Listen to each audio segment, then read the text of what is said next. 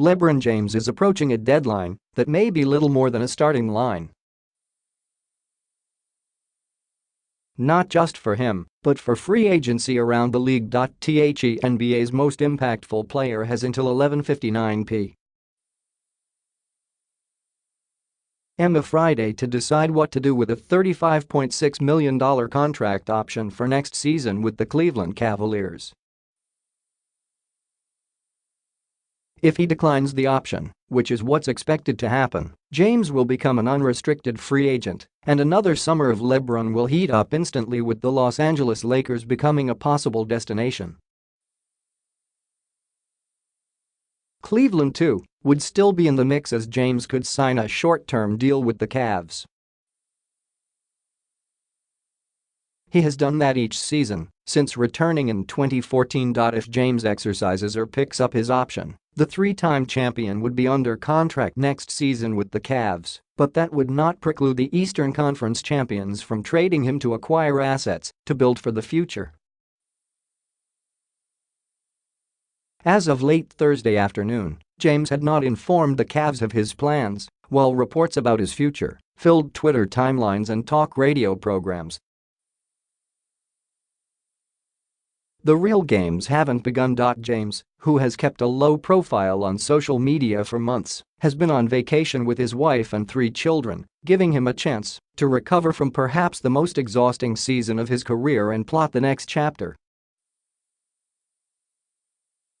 The 33-year-old has long been linked to the Lakers, partly because he has 2 homes in the Los Angeles area along with a film production company. There's also the fact that the Lakers have enough salary cap space to sign James and another maximum contract player like Kawhi Leonard or Paul George and form a super team capable of competing with the reigning champion Golden State Warriors. The first major free agent domino fell on Thursday as George decided not to exercise his $20.7 million option for next season with Oklahoma City. A person with knowledge of the situation told the Associated Press on condition of anonymity. ESPN first reported George's decision. For now, George is set to hit the market when free agency officially begins at 12:01 a.m. Sunday, but he may not go anywhere. The Thunder can offer him more money and George could get a 5-year, $176 million and stay in Oklahoma. It's unclear what effect, if any, George's decision has had on James and his plans. The two are good friends, and there's little doubt they would relish the opportunity to play together after competing against each other for years.